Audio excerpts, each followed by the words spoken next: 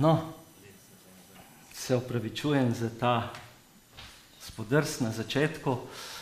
V svojem predavanju vam bom predstavil tisto, kar smo v zadnjih, recimo 25 letih odkrili na Ljubljanskem barju, seveda z znatno podlago, ki se je nabirala nekako od srede 19. stoletja.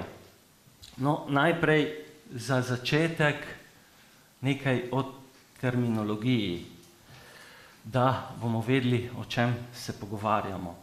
Kolišča in naselbine na vlažnih tleh. To je predmet arheologije mokrih tal, ki preučujejo naselja, ki so stala ob obrežjih jezer in tako naprej, s podi dvignjenimi od tal, pa tudi drugačen tip naselij oziroma kolib, kjer imajo pode iz brun na tleh, ki jih pa pri nas nekaj takega recimo še nismo odkrili. No, začetnik tovrstne arheologije je bil švicarski zgodovinar Ferdinand Keller. Leta 1853, v zimi 53-54, je bil vodostaj Ciriškega jezera tako nizek, da so v kraju Majlen ugledali takšne kole, ki so štrleli iz dna takrat presušenega obrežja jezera, in Keller je bil prvi, ki je to povezal s pradavnimi bivališči. Seveda on je to nekako s predrimskim prebivalstvom Švice, kar naj bi bili Kelti. No in prišlo je do povezave med temi koli in naselbinami, ki so jih poznali iz tropov, in tako se je ustvarila ena predstava o tem, kako naj bi izgledalo kolišče. Seveda ta predstava ni bila najbolj verodostojna, ampak nekako ohranila se je še do danes, in to so rekonstrukcije koliščarskih naselij. Na primer levo zgoraj je iz Unteruldingena v Nemčiji, potem v severni Grčiji, v Italiji in tukaj nedavno narejeno kolišče na Ohridskem jezeru. Tudi pri nas imamo v mislih, ko pomislimo na kolišča, predstavo o neki veliki ploščadi, na kateri stojijo kolibe, kot je to recimo rekonstrukcija, risarska rekonstrukcija enega izmed kolišč Ljubljanskega barja in upodobitev na fasadi ene izmed hiš na Igu. Jaz mislim, da je to posledica pri nas bolj izjemne popularnosti Janove trilogije Bobri. No, danes je ta razlaga, kako naj bi ta kolišča izgledala, nekoliko drugačna, in sicer po novejših raziskavah bi lahko rekli, da nekaj takega. No, kolišča seveda so bila postavljena na takih območjih, kjer so se ohranili organski ostanki. Recimo tukaj so ohranjena vrata iz ene koliščarske kolibe na najdišču Cirih Opera. Potem izjemna ohranljivost organskih ostankov omogoča nesluten razvoj arheologije in njej, bom rekel, vzporednih ali pa podrejenih ved, kot so dendrokronologija, arheobotanika, arheozoologija in tako naprej. In vse to, ta izjemna interpretacijska vrednost, razlagalna vrednost kolišč je privedla, da smo se že leta 2004, za razliko od tega, ko slišimo po medijih, da se je to začelo dogajati leta 2008, z leto 2004 nekako je Slovenija vstopila v delovno skupino, ki je potem uspešno privedla do razglasitve, do vpisa kolišč okrog Alp na UNESCO seznam. Tukaj je ena izmed tabel v občini Ig. No, kako je bilo z raziskovanjem kolišč na slovenskem etničnem ozemlju? Prvo kolišče so odkrili na Hodiškem jezeru, to je manjše jezero južno od Vrbskega jezera, in sicer to odkritje je povezano s temi 3 raziskovalci, da tako rečem, od katerih bi posebno pozornost na Jozefa Ulepiča, bil je porodom iz Ljubljane, on je prvi odkrival najdbe na tem jezeru, in sicer 10 let po tem odkritju iz Švice. No, na Kranjskem pa je prvi okoliščih pisal Peter Hitzinger, mislim, da je bil dekan v Postojni, že nekaj let po tistem, ko je Keller objavil prvo delo o okoliščih, je pisal članke, predstavljal, kaj so to okolišča, kaj so odkrili v Švici in dejansko populariziral tovrstna arheološka najdišča.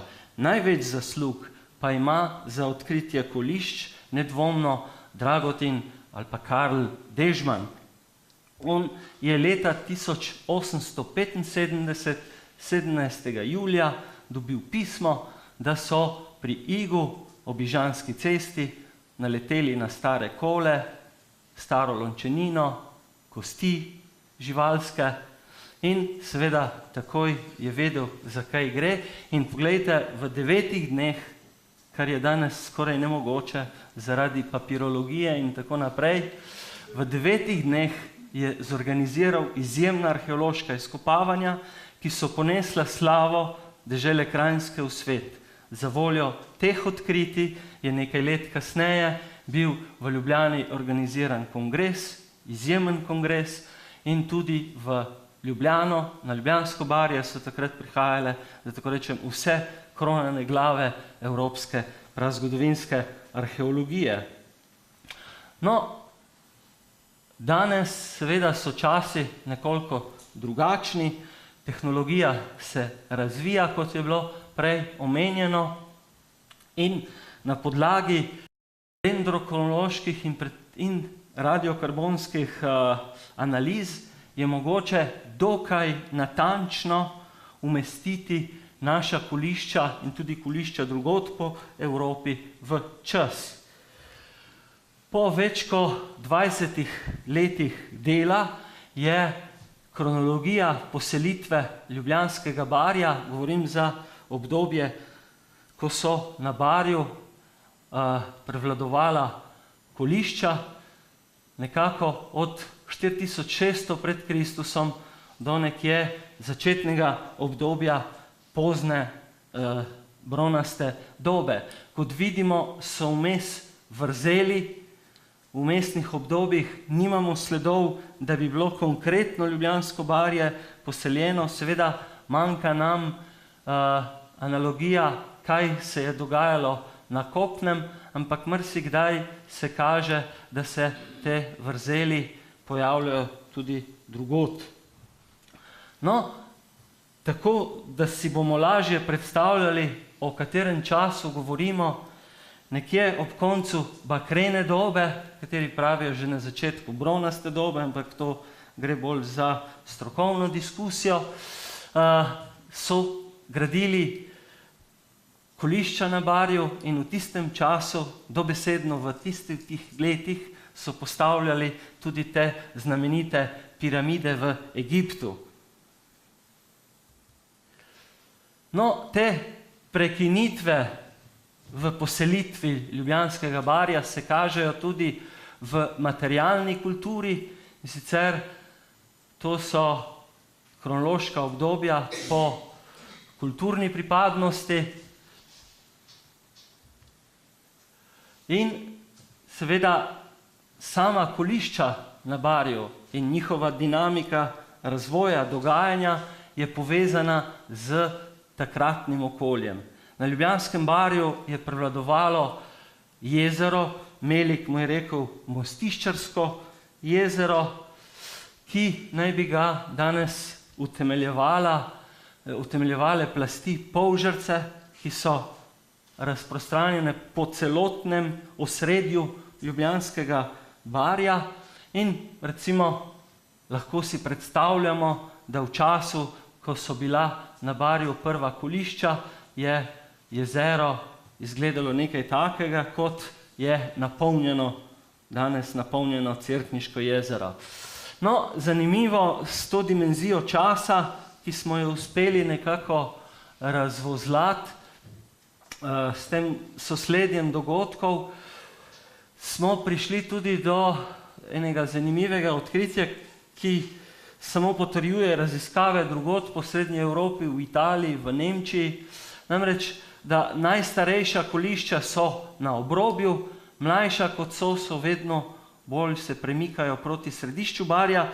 To je verjetno zaradi tega, ker se je jezero skozi tisočletja manjšalo, dokler se ni proti koncu drugega tisočletja dokončno zamočverilo in odziv človeka je bil zelo zanimiv, zapustil je osredje, tudi to naselje ni več kolišče, temveč je že na Trdini, na Vršaju in poselil ljubljansko obrobje Ljubljanskega barja.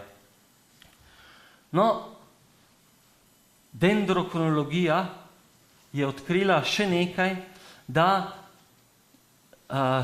s temi valovi poselitve se je dogajalo tudi, da ko je bilo barje poseljeno, je bilo poseljeno na več koncih hkrati. In tukaj so najdišča na različnih koncih barja, dendrokronološko se v letih natančno med sabo ujemajo. Se pravi, če so zakurili ogenj tukaj, so dim morda gledali koliščarji na Špici. Govorim v istem koledarskem letu. No, dendrokronologija išče oziroma je našla odgovor tudi, koliko časa je kakšna koliščarska koliba trajala. Največ do 20 let. Bilo je treba neprestano popravljati, običajno manj časa. Koliščarske vasi pa so trajale od nekaj let do največ nekaj desetletij, tam do recimo 100 let. Najdaljši razpon na Ljubljanskem barju do zdaj ugotovljen je približno 80 let. No in to isto dinamiko smo odkrili v Išci in so se izrisali prvi pravokotniki, ki so pokazali, da ni šlo za velike koliščarske ploščadi, temveč za pravokotne, prostostoječe kolibe. No, že prej sem nekaj besed rekel o tem, kje so ta kolišča stala in danes vemo, da največkrat na Jezerskem bregu, kot je recimo primer Maharski prekop pri Igu, to maketo si lahko ogledate v takem manjšem muzeju na Igu, ki je zorganiziran v okviru društva Fran Govekar. No, na otoku dva primera, na Hodiškem jezeru in bližnjem nedavno odkritem Hafnerjevem jezeru so bila kolišča postavljena na otoku in ob reki ali potoku, kot je primer najdišča vasi Pestenaker v Nemčiji, na Bavarskem. To je sicer manj pogosto. No, gre za nekaj, kar se je ohranilo še do danes. To je primer naselja na jezeru v Burmi. Zanimiva je zgodovina tega ljudstva. Bili so prisiljeni, ker so jih druga ljudstva izgnali, da so se umaknili na sredo jezera in so potem preživeli, nekako so našli nišo in obstali. Če nekako rezimiram, na začetku, v sredi 19. stoletja se je govorilo bolj kot ne romantično o vaseh na sredi jezera, potem so jih premaknili na obrobje, k njim pridružile še naselbine spodi na tleh, Potem celo v 50 letih, poznih 40 in v 50 letih je v Švici nekako prevladoval trend, da kolišč sploh ni bilo, in danes se pa vidi celotna paleta vsega, kje so ta kolišča stala, še najmanj, vsaj za Srednjo Evropo se govori o tem, da so bila sred jezera. No, seveda, zdaj je vprašanje, kdo so bili ti koliščari. Žal, za nek konkreten odgovor za Ljubljansko barje je zelo malo antropoloških ostankov. Nedavno je bilo datirano nekaj lobanj in ena izmed njih, ižanskih, je celo pokazala, da je iz srede 2. tisočletja, se pravi iz bronaste dobe, zaradi anomalij pri radiokarbonskem datiranju bi se lahko zgodilo, da tudi celo nekoliko mlajša. Dejstvo je, da ene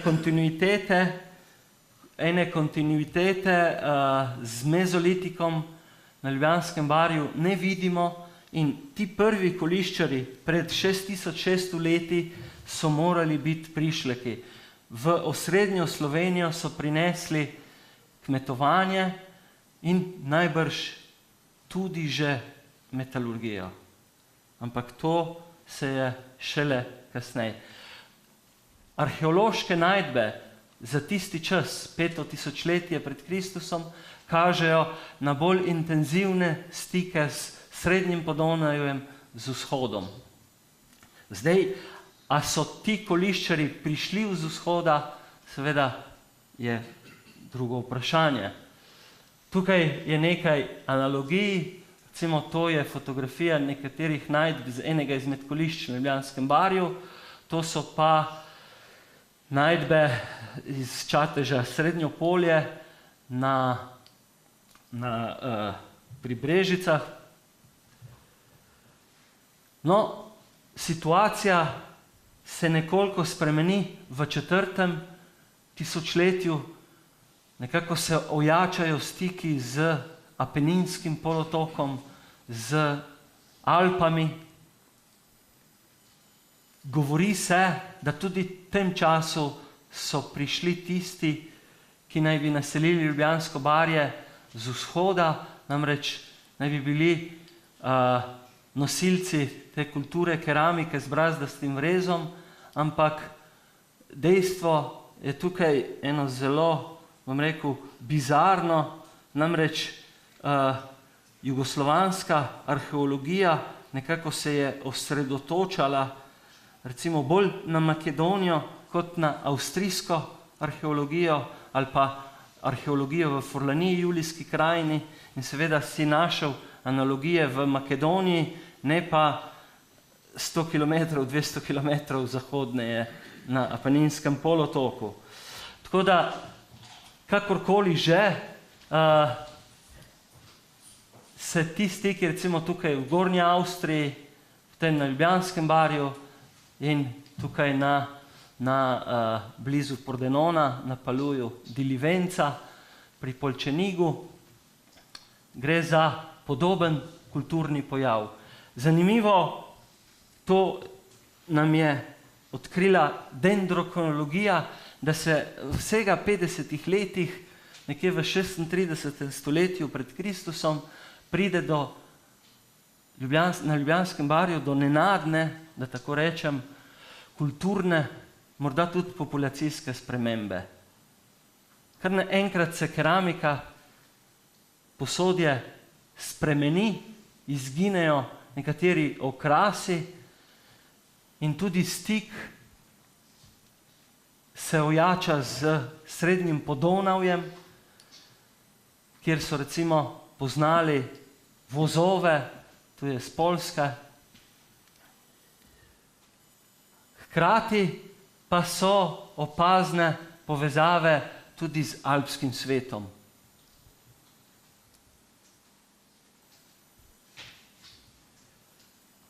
V ta sklop lahko vključimo tudi našo najdbo z Ljubljanskega barja, namreč analogije zanjo najdemo tako v severni Italiji kot v loku severno od Alp. Sicer se pa kolo oziroma voz razvija v dveh variantah, štirikolesni v teh ravnicah vzhodne Evrope in dvokolesni v tem hribovitem alpskem okolju. No, z modernimi pristopi, ki smo jih uvedli pri raziskavah leta 1995, smo prišli do zelo zanimivih odkritij, ki nam veliko povedo o dinamiki življenja na takratnih koliščih. Namreč odkrili smo repno bodico morskega goloba, ki kaže, da so imeli naši koliščarji v sredi 4. tisočletja stike z Mediteranom. Najbližje je seveda Tržaški zaliv, morda je pa prišla celo z Kvarnerskega zaliva, to seveda ne vemo.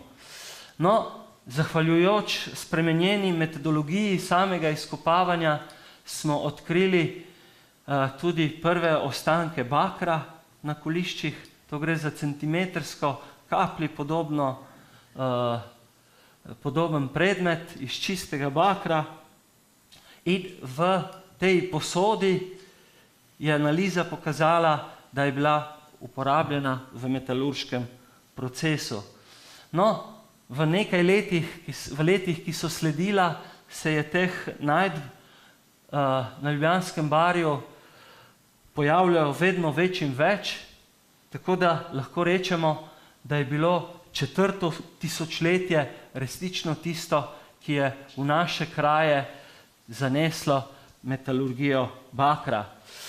No, zanimiva je tale najdba, gre za vsega nekaj milimetrov velike ogrlične obročke.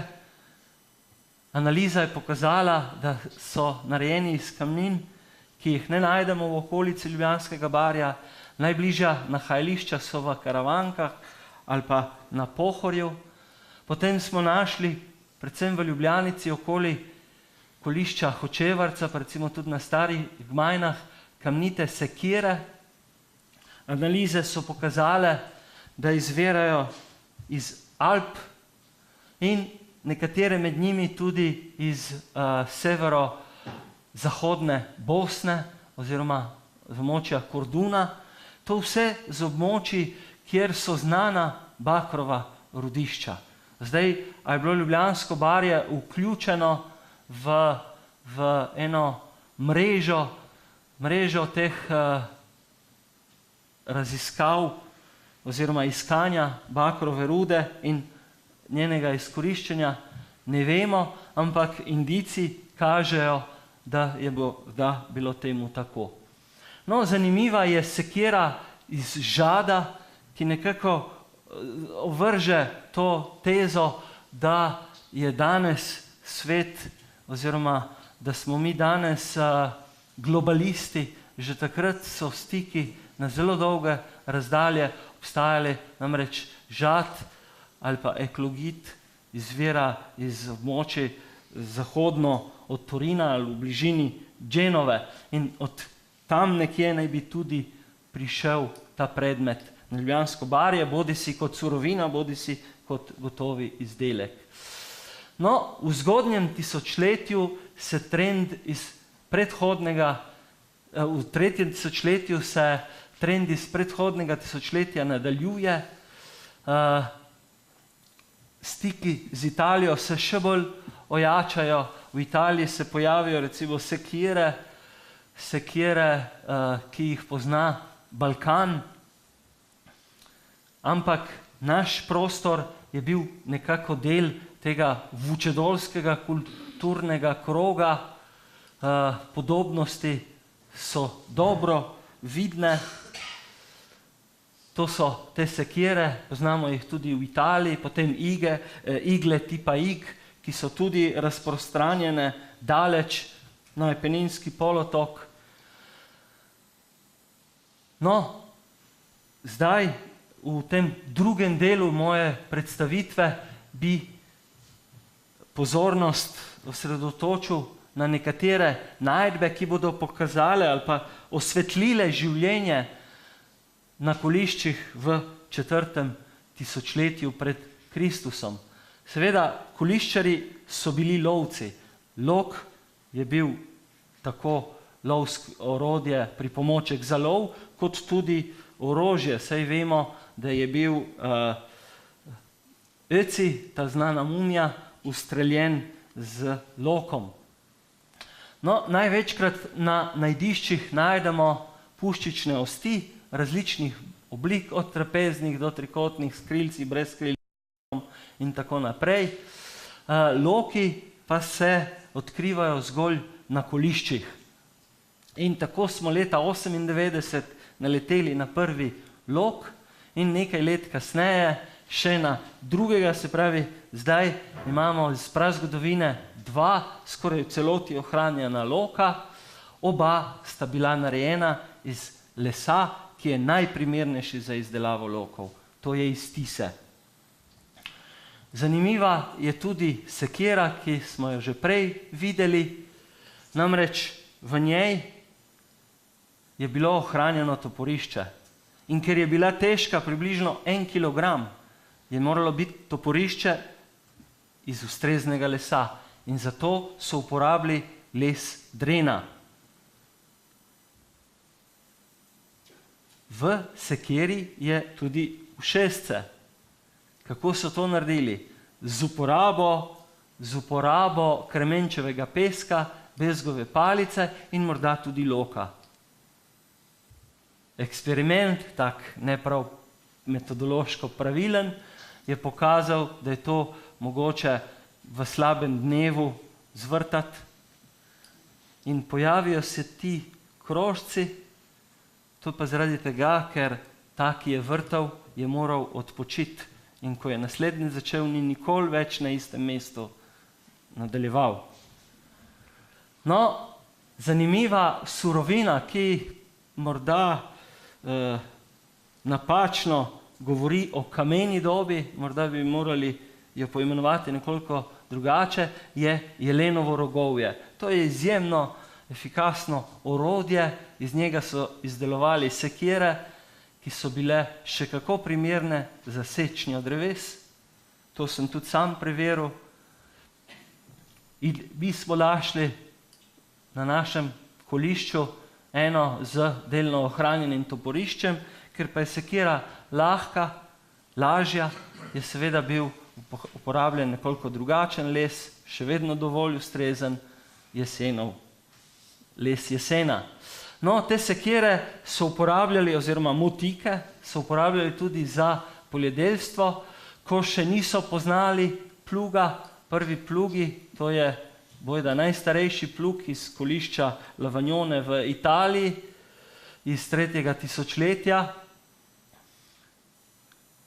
Na Ljubljanskem barju, na obrobju, v zaledju kolišč so gojili v 4. tisočletju ječmen in 2 vrsti pšenice. Potem najdemo zelo veliko žrmelj, to je teh ročnih mlinov za tretje. No in recimo, zanimivo, pred leti smo odkrili nahajališče teh žrmelj, s katerimi, od kjer so pridobivali surovino za žrmlje za najdišča v Beli krajini. No in take kose najdemo recimo tudi v Bodoveljski grapi, tudi v okolici Ljubljanskega barja, odkoder izvira večina predmetov, ki so jih uporabljali naši koliščari. Nekateri tehtajo tudi več kot 20 kilogramov. No, posebno pozornost zasluži ta kamniti bat. Na njem je ohranjena črna snov. Analiza je pokazala, da gre za ostanke katranske smole iz brezovega lubja. Zanimivo, to je bilo nekako prazgodovinsko lepilo, ki ga je znal pridobiti že neandertalc. Ni to inovacija modernega človeka in iz njega so izdelovali tudi prazgodovinske žvečilne gumije. Okus, tisti, ki so to poskusili, pravijo, da ni preveč dober, ampak ima pa zdravilne učinke.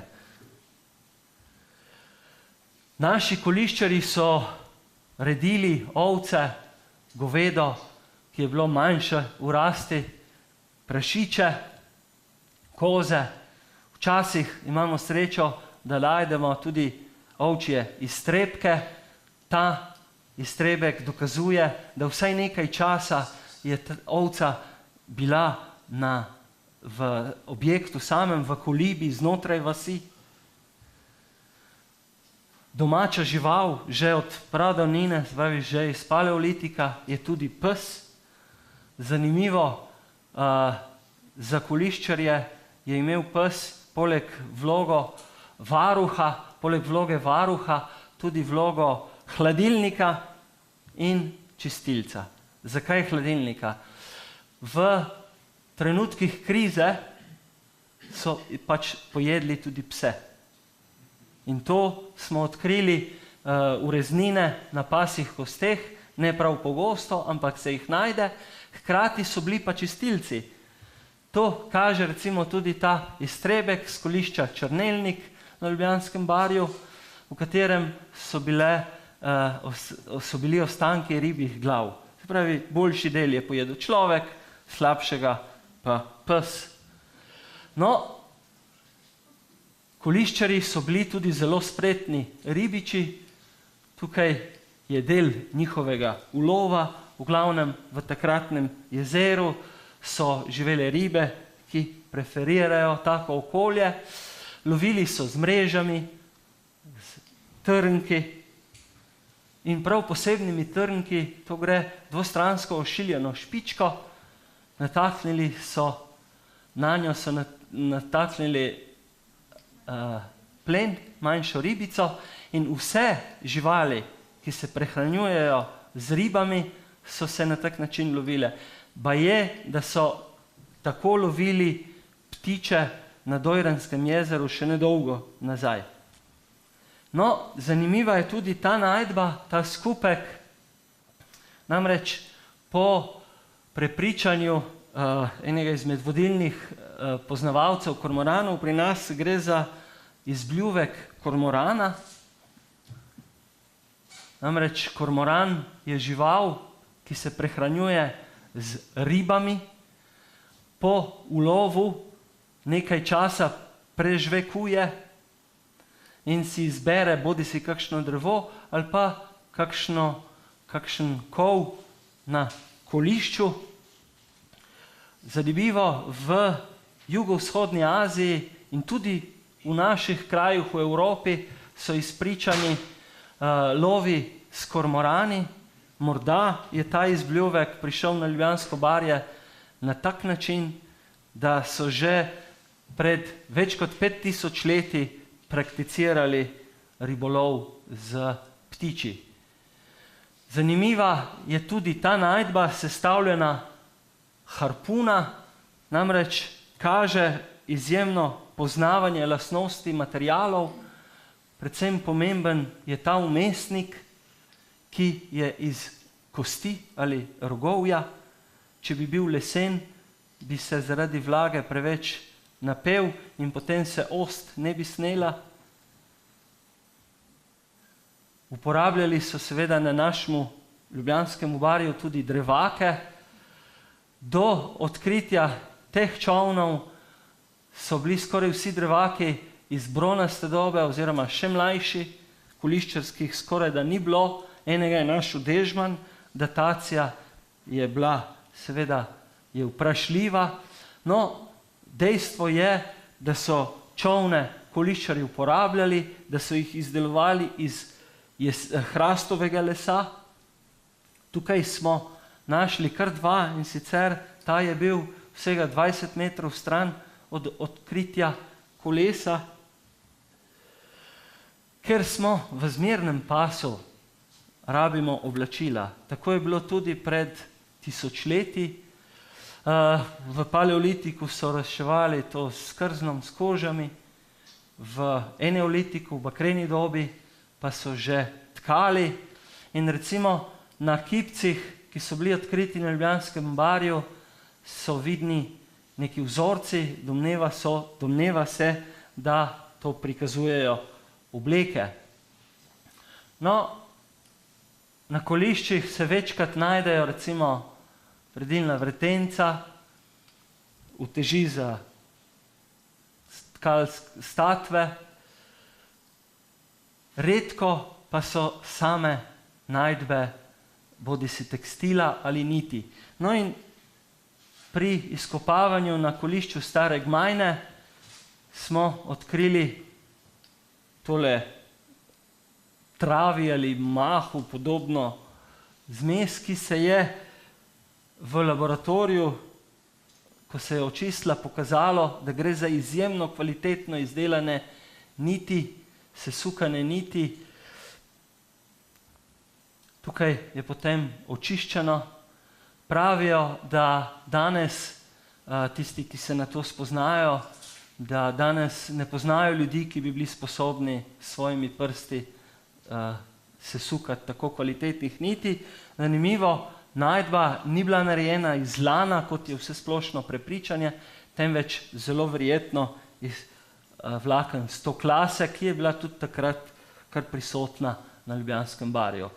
No, posebno pozornost zasluži ta najdba, ki jo danes bolj kot ne premierno prikazujem, čeprav je bila objavljena že leta 2004 v Arheološkem vestniku. Takrat nismo niti približno vedeli, zakaj gre. Gre za eno desko z ravnimi žlebovi. Namreč danes je lahko povežemo z lanom. Leta 2004-2003 lana na barju še nismo poznali, bilo je potrebno spremeniti tehnologijo pridobivanja vzorcev, da smo ta semena, ki so izjemno krhka, našli. No, danes je tega več. No in lan kot kulturna rastlina je seveda uporabljen za prehrano, hkrati se pa iz njega lahko izdeluje tekstil. Tukaj je na hitro prikazan postopek in kam lahko umestimo to našo desko.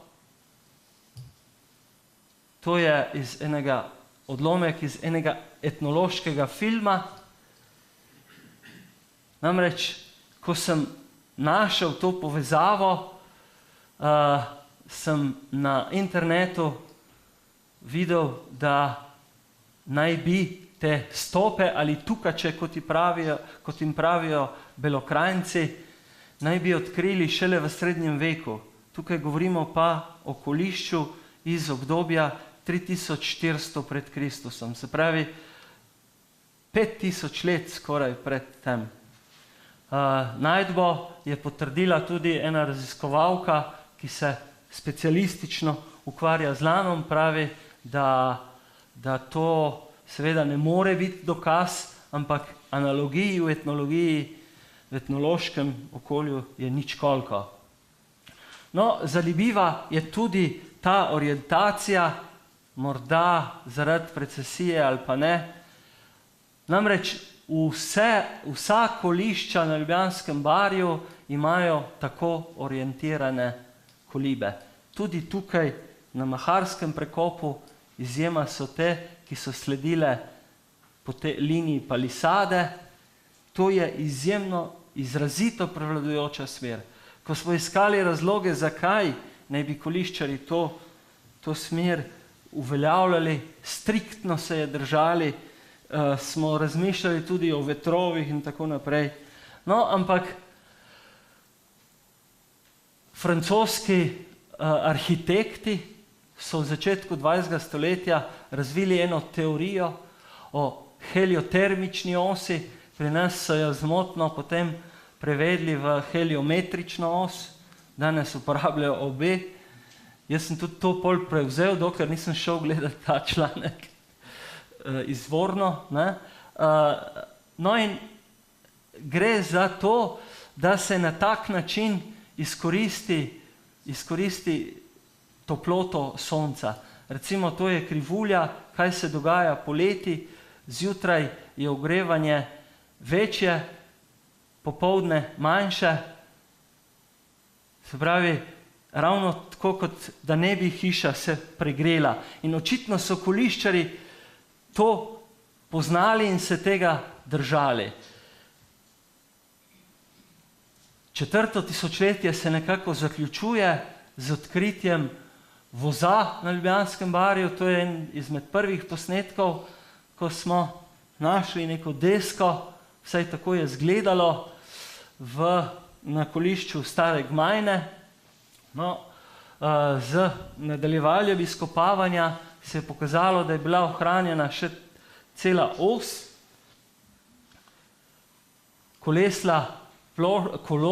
je sestavljeno iz 2 plošč iz istega drevesa, in sicer iz lesa jesena. Na sredini je debelo približno 6 cm in seveda bi človek rekel, morda bi bilo bolj pametno uporabiti hrastov les, ampak koliščari so uporabili jesenov les. Lesari so rekli, da je to razumna odločitev, namreč, če bi bil uporabljen hrastov les, bi se moral nekaj let sušiti in po nekaj letih bi najverjetneje počil. In da so se temu izognili, so pač uporabili drugačne vrste les. Opozoril bi tudi še na nekaj detajlov, ki so bili odkriti v vezi s tem kolesom. Najprej 4 kotla odprtila, ki kaže,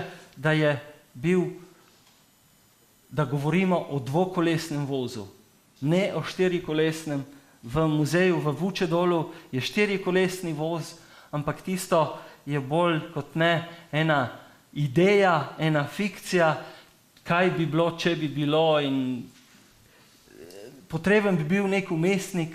Ljudje pa mislim, da so preprosto živeli logično in niso komplicirali. No, zanimivi sta tudi ti 2 odprtini.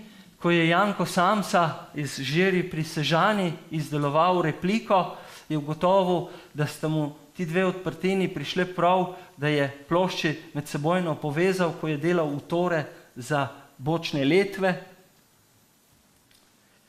Zanimive so te letve, poglejte, v konus sosednja, tako da je resnično držalo.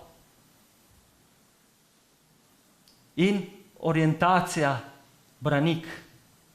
Ležijo postavljene so pravokotno na kolesno ploščo, tako da je prišlo do optimalnega prijema.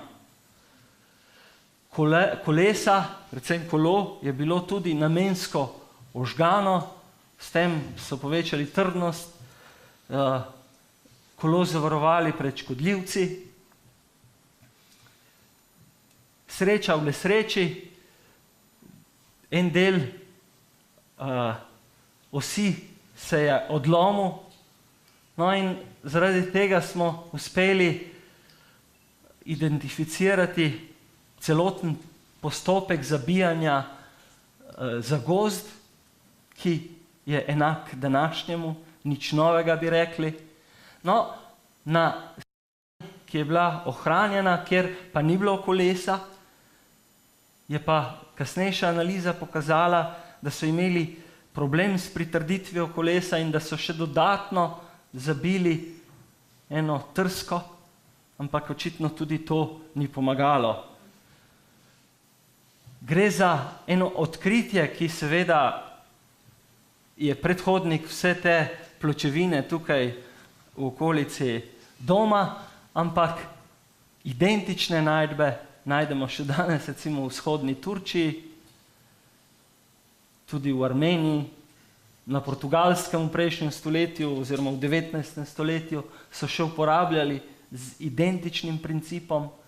No in na podlagi vsega tega, na podlagi odkriti drugih stvari, lahko rečemo, da je bil Kolar vrhunski mojster svoje obrti, da zagotovo ni bila to prva njegova najdba te vrste, njegov izdelek te vrste. Ideja je najverjetneje zaradi starejših najdb, ki niso iz lesa, seveda, je najverjetneje prišla k nam iz Srednjega Podonavja. Zdaj, a je bil Kolar tujec ali domačin, na to vprašanje ne bomo našli odgovora, oboje lahko. Videli smo, znanja je bilo na Ljubljanskem barju v tistem času ogromno in recimo zato me zelo moti, ko danes potuje to kolo po Sloveniji in ga predstavljajo, kot da bi ga naredili Marsovci. V resnici se pa vidi, da so ljudje takrat resnično vedeli, kje živijo in so se znali spoprijeti s takratnim življenjem. Vprašanje, če se s tem znamo spoprijeti mi danes. No, zdaj za sam konec, upam, da nisem predolg. Jaz sem ga ta finalni del poimenoval tisočletje, ko se postavljajo temelji grški civilizaciji. Na Ljubljanskem barju se pojavi konj.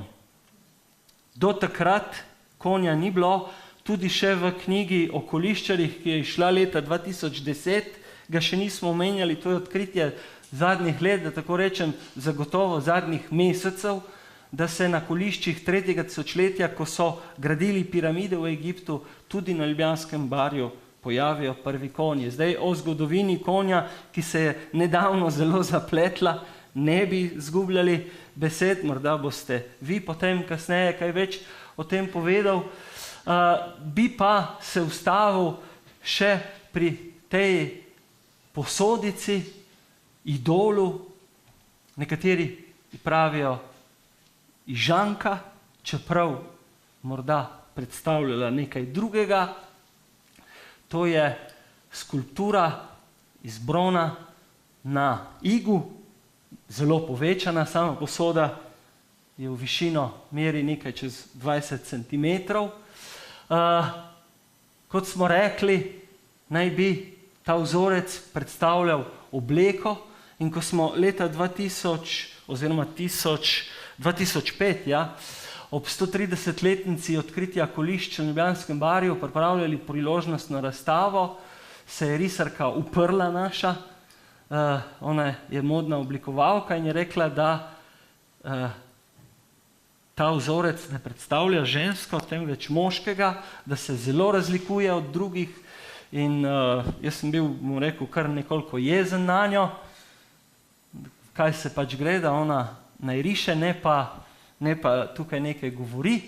No, kakorkoli že, malo sem se v to poglobil in pokazalo se je nekaj, da recimo krilu podobno oblačilo za tisti čas, recimo to je seveda iz Mezopotamije, ni nekaj nenavadnega, če nekaj drugega. No, tudi, ne vem, zdaj to pa sam ne vem, od kje se mi je porodila ideja, da bi morda ta obrazni del spominjal na nekega ptiča, na neko morda laboda, kakorkoli že, tudi recimo eno božanstvo, ki naj bi bilo pol s človeško podobo oziroma z živalsko glavo, ni nekaj izjemnega za tisto obdobje. No in en hrvaški arheolog je v tej posodi prepoznal prazgodovinski koledar, o tem je bila tudi razstava leta 2004 v Narodnem muzeju in ta simbol, kot smo videli, se pojavlja tudi na naši posodici. No in zanimivo, vrtalje naprej je pokazalo, da bi jo lahko povezali z prazgodovinskim Apolonom oziroma z Apolonom. Z Apolonom so povezljivi tudi sveti labodi in kot grški sončni bog, ki je prinašal svetlobo v Grčijo vsako leto in z njegovim številom 7. Detaljna analiza je pokazala, da dejansko na tej posodici je bilo 7 niz 7 kvadratkov na vsaki strani. No in morda ta analogija ne stoji najbolj na mestu, nekateri jo porekajo, da pač ljudje v zgodnjem 3. tisočletju so imeli v glavi nekaj povsem drugačnega kot v grškem svetu 2000 leti kasneje. No, ampak zanimiva je predvsem ta ugotovitev, namreč, da so v poznem 4. in v zgodnjem 3. tisočletju uporabljali tako imenovani bakar z arzenom. Arzen je pa strup. In zastrupitev z arzenom se najprej pokaže v ohromljanju nog in v izmaličenem obrazu. In po legendi naj bi bil pa grški bog Hefajst, grd in hrom. Govorimo pa tukaj o začetku 3. tisočletja. Tako da to nekako na hitro so naši koliščari. Hvala za pozornost.